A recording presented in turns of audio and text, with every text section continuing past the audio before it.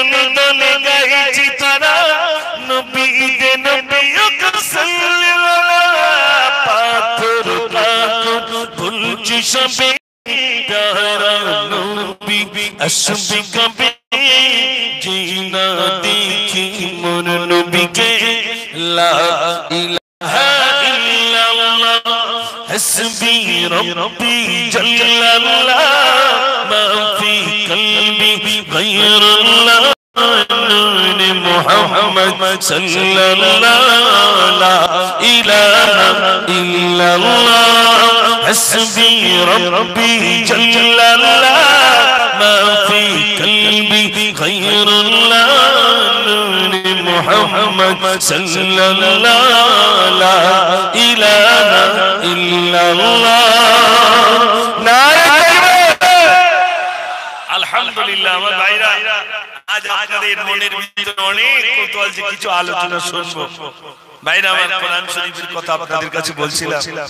কোরআন শরীফ না শিখে যদি জান্নাতে যায় তারপরে আফসোস হবে আল্লাহ যদি একটু কোরআন শরীফ শিখে আসতে পারতাম জান্নাতের উচ্চ স্তর আল্লাহ তুমি পৌঁছে দিতে কোরআন শরীফ না জানার কারণে জান্নাতে যাবে কিন্তু জান্নাতে যাওয়ার পরেও আফসোস হবে যদি একটু কোরআন শরীফ শিখে আসতে পারতাম তাহলে অনেকটা দূর আল্লাহ আমাকে পৌঁছে দিতেন জান্নাতের বড় বড় স্তরে আমি পৌঁছাতে পারতাম যদি একটু কোরআন শরীফ শিখতে পারতাম ও ভাইরা রমজানুল মুবারক মাসে তারাবি পড়তে যায় কোথায় গেলে খতম তারাবি ও মসজিদে যাব না 1.5 ঘন্টা সময় লাগে 2 ঘন্টা সময় লাগে অত সময় ধরে কোরআন শরীফ শোনা যাবে না হাঁটু কনকন করে কোরআন না জানার কারণে তাড়াতাড়ি খোঁজ করে কোথায় কুলুত তারাবি হচ্ছে দেখ সেখানে কি একটু কুলুত তারাবি পড়বো কুলুত তারাবি বোঝেন ভাই তার মানে কুল আল্লাহু আহাদ আল্লাহু সাল্লাম আলাইহি কুল্লু কোন রকমে 15 মিনিটের মধ্যে 20 রাকাত নামাজ পড়ে চলে আসবে বিবি জিজ্ঞেস করে তুই তারাবি পড়েছো বলে পড়িনি মানে হাটে তারাবি হচ্ছে 15 মিনিটই কমপ্লিট আমরা ওই তারাবি পড়ি মসজিদে কে খতম তারাবিতে দাঁড়াবে নাই ও ভাই আমারে চলে আপনাদের কাছে বলবো কোরআন শরীফ শুনের কারণে আল্লাহর নবী সাল্লাল্লাহু আলাইহি ওয়াসাল্লাম তিনি নামাজে কোরআন পড়তেন এত সময় ধরে কোরআন পড়তেন সাহাবায়ে কেরাম আজমাইন তানার নামাজের পাশে এসে দাঁড়িয়ে যেতেন আল্লাহর নবী সাল্লাল্লাহু আলাইহি ওয়াসাল্লাম তিনি যখন নামাজে কোরআন পড়তেন নামাজে কোরআন শরীফ পড়তেন সাহাবা বলছেন আমি পাশে গিয়ে দাঁড়ালাম আমি মনে মনে করতাম নবীজি বুঝি আর রুকুতে যাবেন না এত লম্বা সময় ধরে তিনি নামাজে কোরআন পড়েন এরপরে আল্লাহর নবী রুকুতে যদি যান আমরাও রুকুতে যেতাম কিন্তু মনে মনে করতাম নবীজি বুঝি আর রুকু থেকে উঠবেন না এত লম্বা সময় ধরে তিনি নামাজ আদায় করতেন একটু জোরে বলুন না সুবহানাল্লাহ আর আমরা মসজিদে শুধু কম্পিউটারের মতো ঠুকে চলে আসে হুজুর যদি একটু নামাজে বড় সূরা ধরে তারপরে হলো হুজুর এত বড় সূরা ধরলি হয় বলেন দিন হেঁটু কনকন করতে কি করে শুনবো অত বড় সূরা ছোট ছোট থেকে বড় বেশি বড় তো আমরা সহ্য করতে পারবো না আল্লাহ আমার কোরআন না জানার কারণে কোরআন শরীফ জানলাম না পৃথিবীতে এলাম কোরআন জানলাম না ও ভাইরা আমার জন্যই বলবো সন্তানগুলোকে একটু কোরআন শরীফ শিক্ষা দেন আমি আপনাদের কাছে বলছিলাম জান্নাতে যাওয়ার পরেও আফসোস হবে যদি একটু কোরআন শরীফ শিখে আসতে পারতাম আজ আপনার এখানে 2 দিন ব্যাপী সারে সওয়াব দিয়েছে শুনে রাখেন ও সোনার বন্ধুরা জান্নাতে চলে যাবেন জান্নাতে যাওয়ার পরে আল্লাহ রাব্বুল আলামিন বলবেন কি আমার ফেরেশতারা যাও তোমরা স্টেজ তৈরি করো ফেরেশতারা বলবেন আল্লাহ কি দিয়ে স্টেজ বানাবো আমার আল্লাহ বলবেন যাও আমার নূর দিয়ে তোমরা স্টেজটাকে বানিয়ে নাও একটা স্টেজ বানানো হবে আল্লাহর নূর দিয়ে স্টেজ বানানো হবে ও ভাইরা এরপরে আল্লাহ রাব্বুল আলামিন বলবেন হে আমার ফেরেশতারা যাও জামান নূর দিয়ে স্টেজ বানাও ফেরেশতারা বলবেন আল্লাহ সভাপতিত্ব এবার কে করবেন আল্লাহ বলবেন সভাপতিত্ব অন্য কেউ করবে না স্বয়ং আমি মহান রব্বুল আলামিন ওই সবার সভাপতিত্ব করব একটু জোরে জোরে বলুন সুবহানাল্লাহ ভাইরা আমার এখানে 2 জন 3 জন 5 জন 10 জন বক্তা আল্লাহ রাব্বুল আলামিন সেখানে বক্তা রাখবেন। কতজন বক্তা শোনেন? কেউ লিখেছেন 1,24,000 পয়গম্বর, কেউ লিখেছেন 2,24,000 পয়গম্বর, কেউ লিখেছেন অগণিত নবী ও রাসূল সেদিনে বক্তা হয়ে যাবেন। সর্বপ্রথম শুনে নেন ভাই আমার, আপনার এখানে যারা বসে রয়েছে ওই জান্নাতি সবার জানারা শ্রোতা হবেন। তাদের দেখতে কেমন হবে? কিতাবের ভিতরে এসেছে ওই শ্রোতাদের দেখতে হবে হযরতে ইউসুফ আলাইহিস সালাতু ওয়াস সালামের মতো রূপ আল্লাহ রাব্বুল আলামিন তাদের দিয়ে দেবে। একটু জোরে বলুন না সুবহানাল্লাহ। ইউসুফ নবীর মতো রূপ দেবে। ভাইরা আমার বলছেন কিতাবের ভিতরে এসেছে হযরতে দাউদ আলাইহিস সালাতু ওয়াস সালামের মতো কণ্ঠস্বর দেবেন জান্নাতীদের। তাহলে জান্নাতীদের কণ্ঠস্বর হলো দাউদ নবীর মতো, দেখতে হবে ইউসুফ আলাইহিস সালাতু ওয়াস সালামের মতো রূপ দেবেন। এরপরে ভাইরা আমার একজন বক্তা নয়, দুজন বক্তা নয়, অগণিত নবী রাসূল সব বক্তা হয়ে যাবেন। আল্লাহ রাব্বুল আলামিন প্রথমে আনবেন। ভাইরা আমার আপনারা এখানে লাইটিং এর ব্যবস্থা করেছেন, জান্নাতে লাইটিং এর প্রয়োজন হবে। ফেরেশতারা বলবেন আল্লাহ কি দিয়ে লাইটিং বানাবো? আমার আল্লাহ বলবেন যাও আমার হাবিবকে নিয়ে যাও। আল্লাহর নবী সাল্লাল্লাহু আলাইহি সাল্লামকে নিয়ে স্টেজে বসানো হবে। তানার নূরানি চেহারাতে নূরানি জ্যোতিতে গোটা জান্নাত লাইটিং বেনে যাবে। জোরে বলুন না সুবহানাল্লাহ। আল্লাহর নবীকে শুধু বসানো হবে, নূরানি জ্যোতিতে গোটা জান্নাত লাইটিং। ভাইরা আমার এরপরে দাউদ নবীকে বলবেন তুমি তেলাওয়াত শুরু করো। দাউদ নবী যখন তেলাওয়াত শুরু করবেন, হযরত দাউদ আলাইহিস সালাতু ওয়াস সালাম যখন তেলাওয়াত শুরু করবেন, ভাইরা আমার কিতাবের ভিতরে এসেছে দাউদ নবী যখন দুনিয়ায় জবর তেলাওয়াত করতেন উড়ন্ত পাখিগুলো সব বসে যেত শোনার জন্য, আর সমুদ্রের মাছগুলো মাথা উঁচু করে করে দাউদ নবী তেলাওয়াত শুনতেন। জোরে বলুন না সুবহানাল্লাহ। ও ভাই আমার দাউদ নবী তেলাওয়াত শুরু করে দেবেন। যখন জান্নাতি দাউদ নবী জবর তেলাওয়াত শুরু করবে, ভাই আমার কিতাবের ভিতরে এসেছে স্টেজে যত নবীগণ থাকবেন কাটা মুরগির মতো সব চটপট চটপট চটপট করবেন। জান্নাতীরা জানারা শুনবেন। শুনতে শুনতে শুনতে শুনতে শুনতে 8,000 বছর বেহুশ হয়ে পড়ে থাকবে, কোনো হুঁশ থাকবে না। 8,000 বছর বেহুশ অবস্থায় শুয়ে। আমরা অনেকে মনে করবো বেহুশ অবস্থায় শুয়ে কি করে থাকে। বসিরহাট হসপিটালে গিয়ে দেখেন সপ্তাহ কি সপ্তাহ বেহুশ অবস্থায় শুয়ে দিয়েছে, শুধু সেলাইন চলছে। চলছে না ভাই? আল্লাহ সেদিনে জান্নাতীদের বেহুশ অবস্থায় 8,000 বছর কেটে যাবে। আল্লাহ বললেন এ জান্নাতীরা তোমরা কি আর শুনবে?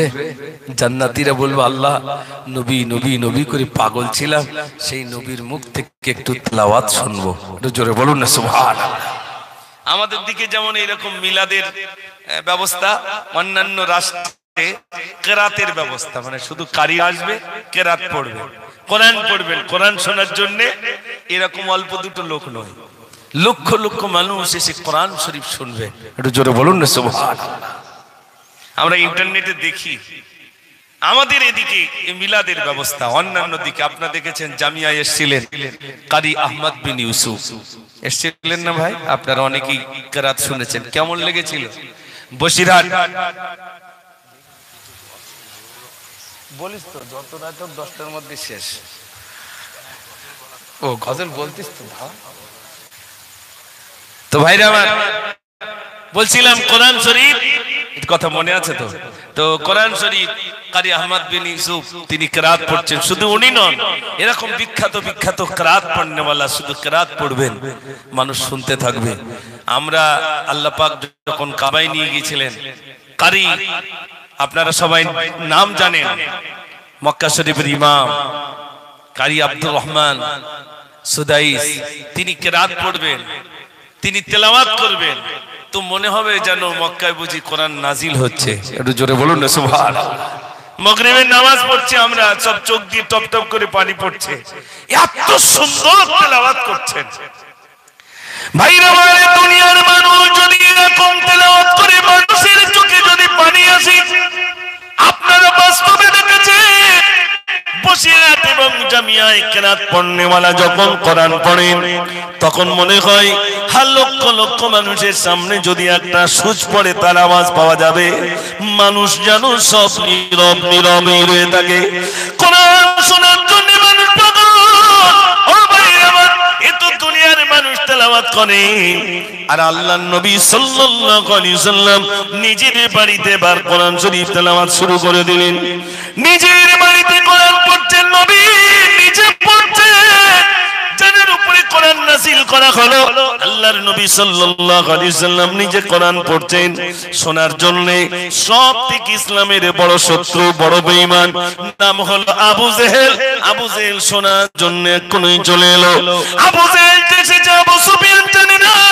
আবু সুফিয়ান এক কোণায় চলে এলো, উতবা এক কোণায়, সাহেব এক কোণায়, চারজনে চার কোণায় কোরআন শুনতে শুরু করলো।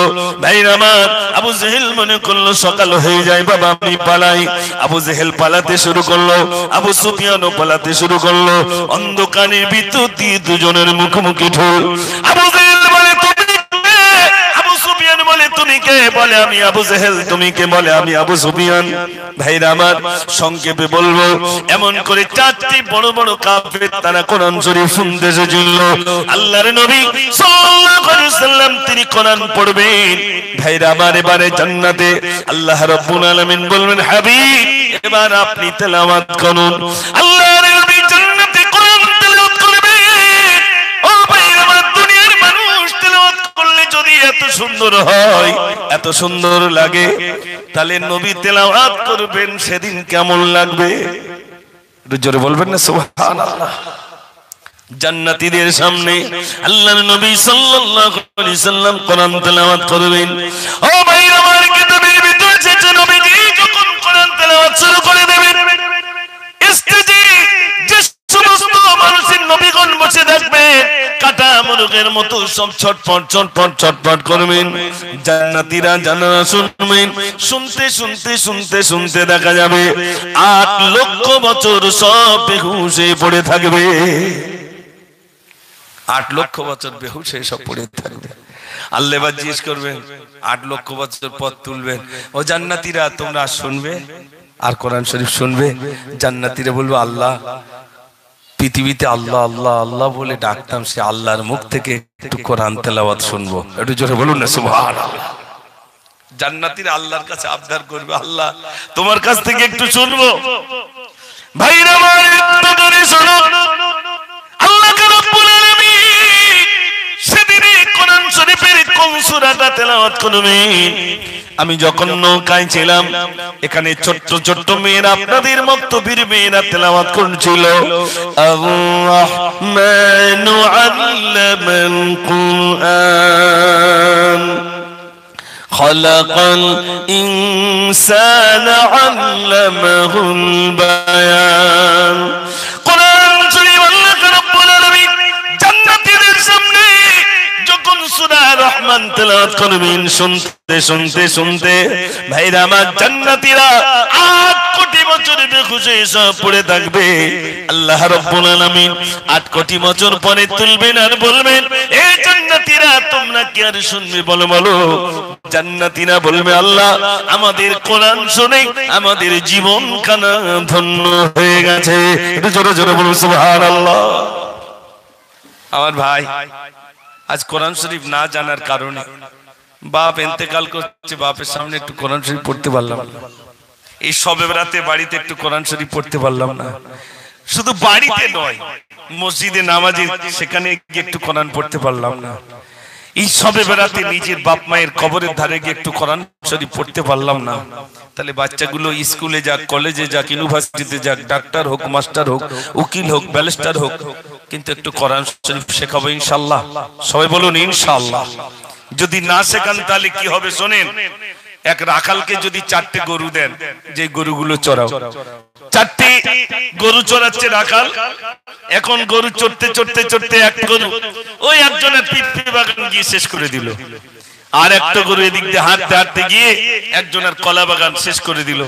আপনারা বলুন তো,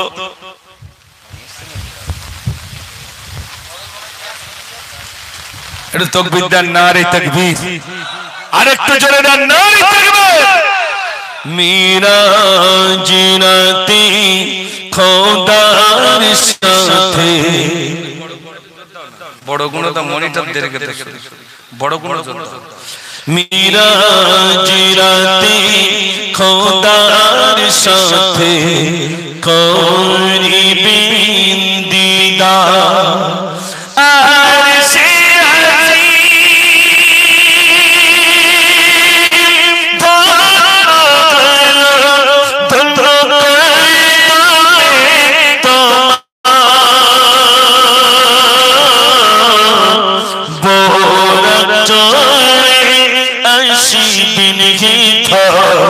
মোর বন্ধু গো বোরা চলে আসিবেন গীতা মোর বন্ধু গো মিরাজ রাতে খোদার সাথে করিবেন দিদার আর সে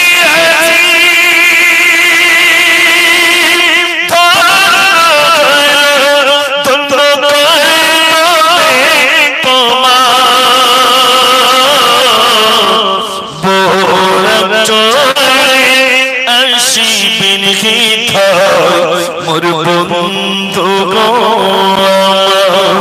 বোরা চলে আসিবেন গীতা মোর বন্ধু গো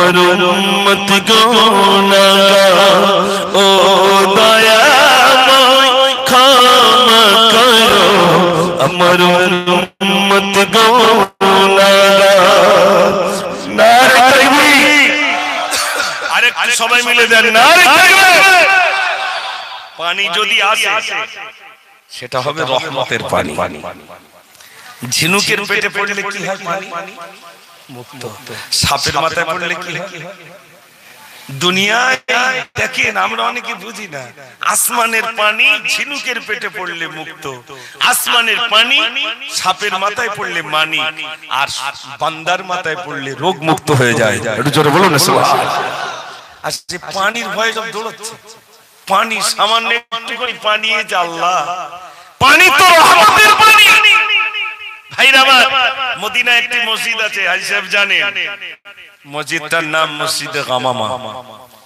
এত খরা দেখা দিয়েছে মদিনার মানুষের আল্লাহ নবীর কাছে চলে ইয়া রাসূলুল্লাহ একটু দোয়া করো নবীজি হাত তুললেন হাত শুধু নামাতে অপেক্ষা আসমান থেকে পানি বর্ষণ হতে শুরু হলো জোরে বলুন না সুবহানাল্লাহ আজ এই একটু ঠান্ডা এই তো আপনাদের এলাকায় অনেক মন্ত্রী আছে না ভাই এই মন্ত্রী মানে আমাদের যে সমস্ত আর কি মন্ত্রী আছে রেল মন্ত্রী আছে খাদ্য মন্ত্রী আছে দমকল মন্ত্রী আছে না ভাই সব মন্ত্রী আছে তো আল্লাহর কিছু মন্ত্রী আছে এই পানি দেওয়ার একজন মন্ত্রী আছে নামটা একটু বলেন সর্বনাশ করেছে রে আল্লাহ হ্যাঁ এবার আস্তে আস্তে বেরোচ্ছে মানে মন্ত্রীর নাম অনেকে জানে না তার নাম হযরত মিকাইল আলাইহিস সালাতু ওয়াস সালাম আল্লাহ তাআলা দায়িত্ব দিয়েছেন কোথায় কতটা পানি হবে শিল দেবেন না এমনি কি দেবেন না দেবেন আল্লাহ শুধু হুকুম করবেন শুরু হয়ে যাবে আর একজন মন্ত্রী আছে সিংহায় শুধু মুখ দিয়ে রেখেছেন নাম কি আল্লাহ শুধু হুকুম করবেন ফু দেওয়া শুরু হয়ে যাবে আর একজনে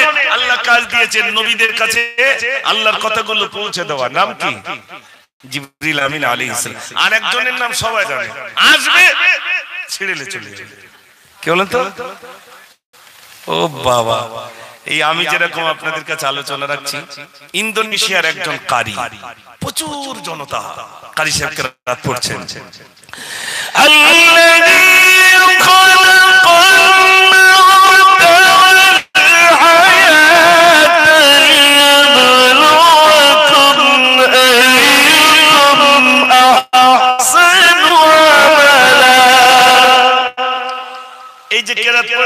এইটুকু পড়লেন, পড়তে পড়তে আর পড়তে পারলেন না, শেষ।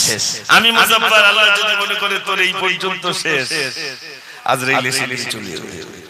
তা আপনারা যদি বলেন আর খানিকক্ষণ দাঁড়া ভাই, দুটো গজল বলে লেখ, সময় দেবে নাকি? দেবে না। এইজন্য রহমতের পানি যদিও হয় আমরা খুশি, আমরা বেজার না, আমরা সবাই খুশি। একবার জোরে তাকবীর দেন, ইনশাআল্লাহ শেষ গজল বলে আমি আপনাদের থেকে বিদায় হব। একবার জোরে তাকবীর দিতে হবে। না 3 বছর পরে, বছর 3 পরে আপনাদের নীলাটি এসেছি, একটা গজল না বললে আপনারা দুঃখ পাবেন। কোন গজলটা বললে আপনারা সবাই শুনবেন এরকম একটা নাম বলেন দিন ভাই, এটা বলেন যে এই গজলটা বললে মোটামুটি আর বলতে হবে না। ওটা তো নতুন বলতে কিছু আর থাকবে না, নতুন আমি বলি শোনে, সেসব রুটি নদীর ওপারে, সে ব্যাগ কি করলে আসলো, ওই জন্যই তো ব্যাগটা কিছু আনতে পারে কেন না, মিলাদের দাওয়াতে ওগুলো আনার প্রয়োজন হয় না, যে কটা জানা থাকে সে কটা বললেই যথেষ্ট। তো তারপরেও অ্যাডভান্স যদি একটু বলে দিতে হুজুর গজল বলতে হবে, একটু নিয়ে আসবেন ওগুলো, তাহলে তবু বলা যেত আর এই বর্ষা মাথায় রহমতের পানি।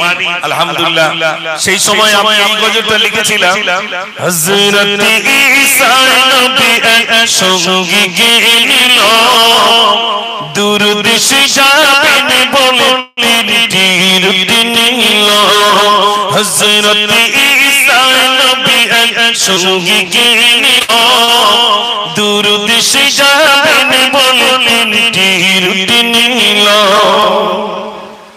তীর দিয়ে হুজুর সঙ্গী গেল আর তীর নিয়ে হুজুর নিজ খাইল, তীর দিয়ে হুজুর সঙ্গী গেল আর তীর নিয়ে হুজুর নিজ খাইল,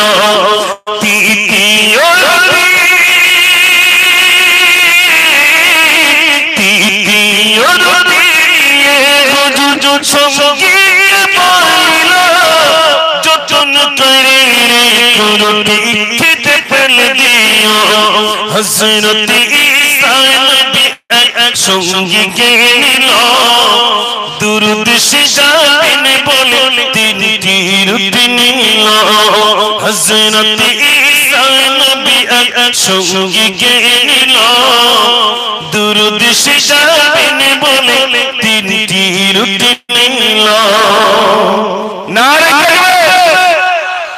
আমার ভাইরা গজল শোনে, তাতে কোনো দুঃখ নাই, গজল শুনবেন। আমার তো দাড়ি চুলো পেকে গেছে, মাথার চুলো পেকে গেছে, আমরা প্রায় সমবয়সী মনে হয়, আর হিসাবেরও পেকে গেছে।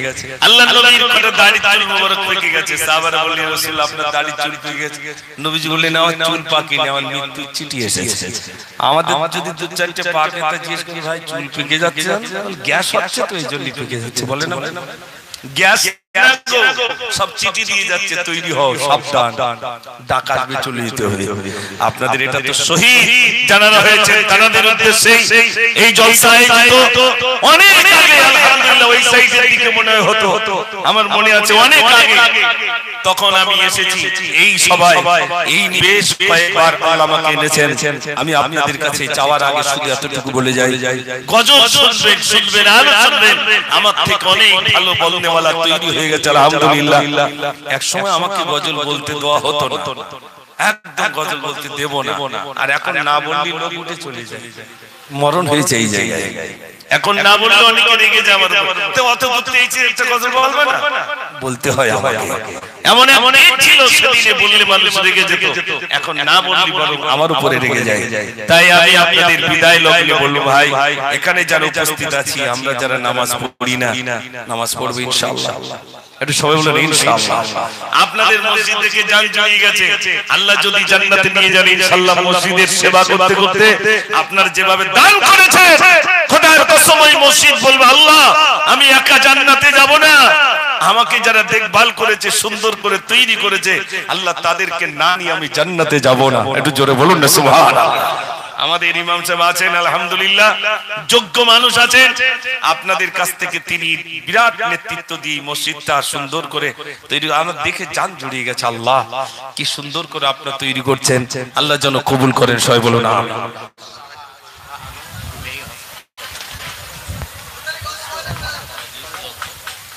ও শাহ আলম সাহেব, তানার কলিজার টুকরি মেয়ে খুব অসুস্থ, টাকাটা দিয়েছেন আর আপনাদের সকলের কাছে দোয়া চেয়েছেন। আল্লাহ জান, ছেলে ও ছেলেটা অসুস্থ, আপনারা সবাই সকলের কাছে আপনাদের কাছে দোয়া চেয়েছেন। আমরা সবাই দোয়া করি, আল্লাহ তুমি তো বিমার দেনেওয়ালা, তুমি শেফা দেনেওয়ালা। আল্লাহ এই শাবান মাসের চাঁদে আল্লাহ তানার কলিজার টুকরা সন্তানকে আল্লাহ তুমি সুস্থ করে দাও, সবাই বলুন আমিন, সবাই বলুন আমিন। আল্লাহ তুমি সুস্থ করো। ওগো রব্বুল আলামিন, আল্লাহ শেষ বেলায় 500 টাকা জলসা দিয়েছেন, একটু দোয়া চেয়েছি। ওগো রব্বুল আলামিন, আল্লাহ আমি কি বলে দোয়া করব? এতগুলো মানুষ একত্রিত হয়ে তোমার দরবারে বলি, ও রব্বুল আলামিন, আল্লাহ ছোট্ট বাচ্চা, ওগো রব্বুল আলামিন তুমি তো বিমার দেনেওয়ালা, তুমি শেফা দেনেওয়ালা। ওগো রব্বুল আলামিন, আল্লাহ তোমার রহমত দিয়ে, তোমার করুণা দিয়ে আল্লাহ ওই সন্তানটাকে আল্লাহ তুমি সুস্থ করে দাও, সবাই বলুন আমিন। নারে তাকবীর। আমি বিদায় লগ্নে আচ্ছা ওই পুরাতন গজলটা ওইটা বলি, আমি বিদায় হব ভাই, আমার অনেকটা দূর যেতে হবে। হ্যাঁ, তো ভাইরা বললেন ওই দিল আবার সেই বাংলাদেশ, এক তো যাওয়া হয় না, আবার সেই বাংলাদেশ, আবার সেই বাংলাদেশ। কি বাংলাদেশ বলো তো? কি অপরাধীর জন্য কায়রা করি কোন গগন নাস্তিক সিনা বলি গাতে ফাঁসি দেবে শিশুন। কি অপরাধীর জন্য কায়রা করি কোন গগন মাওলানা দিলওয়ার হোসেন শাহে অপরাধ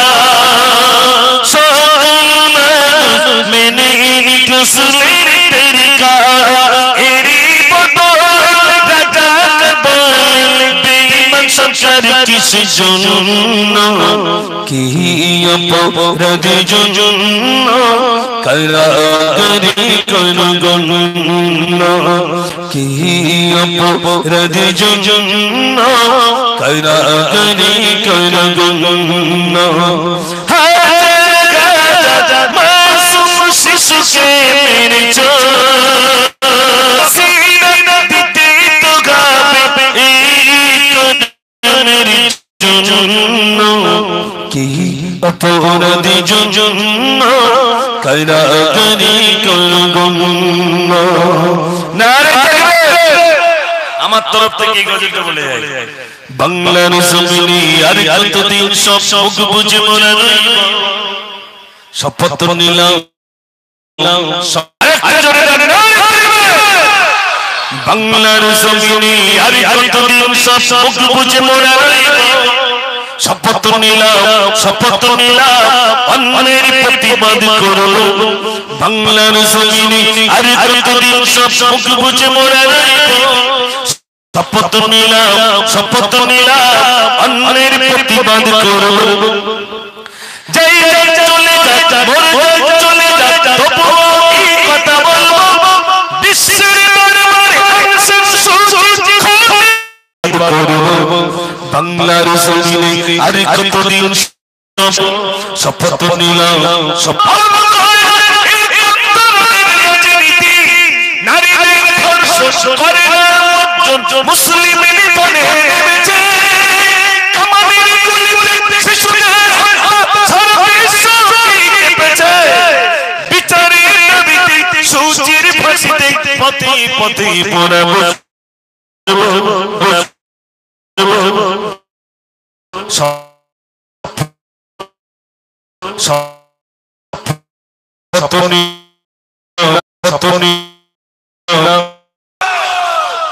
আপনাদের কাছে বললাম আমার ভাই, এখন যদি অন্যের প্রতিবাদ করবো আপনারা বললেন, কাল যদি সব তাস খেলে আপনি কি বললেন ভাই খেলিস চলে বলতে পারবেন না। এখন যদি কেউ বলে, আপনারা বলুন জানার এসেছেন, কাউকে যদি চলেন ভাই নামাজ পড়ি, সে যদি আপনি আলহামদুলিল্লাহ বলতে খোঁজ করবেন ভাই, বলিস তো একটু। আচ্ছা ওইটা ও নবী তোমারই দিদা আর রিকোয়েস্ট বলে ধলতা একবার, এখন আর ধলতা লেয় না কেউ মুদিখানার দোকানে। আশ্চর্য, সব বোতল বেরিয়েছে তো, সর্ষের তেলের প্যাকেট কেজি কেজি সব প্যাকেট এখন দোকান বেরিয়েছে সব। তো সেই রকম তেল নোয়ার পন্থার আছে ভাই, আরে দেয় না একদম সমান অবাক হই। তো যাই হোক, ধলতা তো ওগুলো মানুষের সামনে যে একটু ধলতা দিচ্ছি, তা আমি সেই ধলতাটাই দিয়ে চলে যাবো ইনশাআল্লাহ, আর বেশি নয়। তো একজন বলে চলো নবী তোমারই দিদার, এই গজলটা পুরো বলি ইনশাআল্লাহ শেষ করে দেবো। ও নবী তোমারই দিদার, স্বপ্নের মাঝে তুমি দেখা দাও, মিরাজে কারাতি তুমি পরাতে চলেছি তুমি, মিরাজে কারাতি তুমি পরাতে চলেছি তুমি, নসিবে জুটিবে বলো না স্বপ্নের মাঝে তুমি দেখা দাও, ও নবী তোমারই দিদার, স্বপ্নের মাঝে তুমি দেখা দাও, তুমি ছিলে নবীদের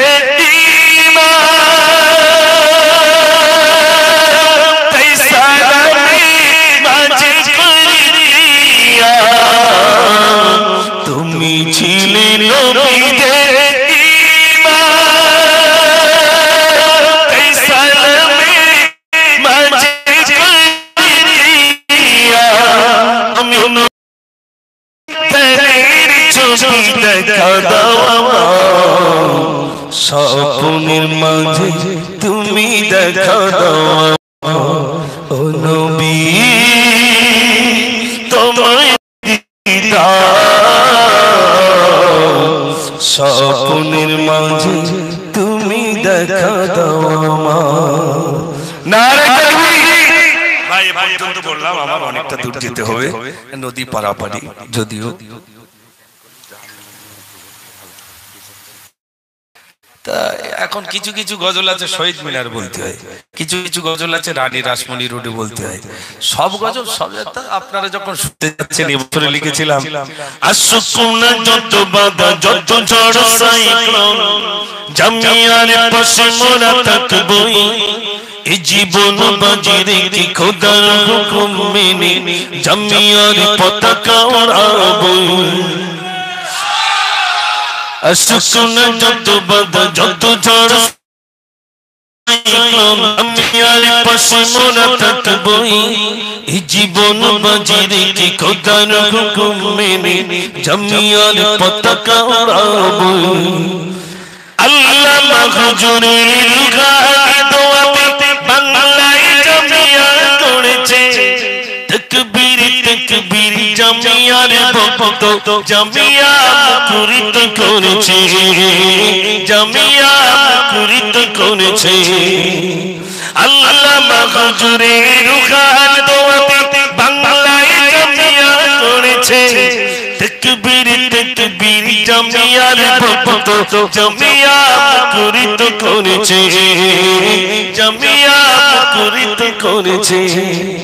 পুরো মনে নেই ভাই, যতটুকু আসলে এপারে যদি গাড়ি আসতো খাতাটা নিয়ে আসতাম, কিন্তু ওই ব্যাগ আবার বুঝতে পারিনি যে এত গজল আপনার শোনে।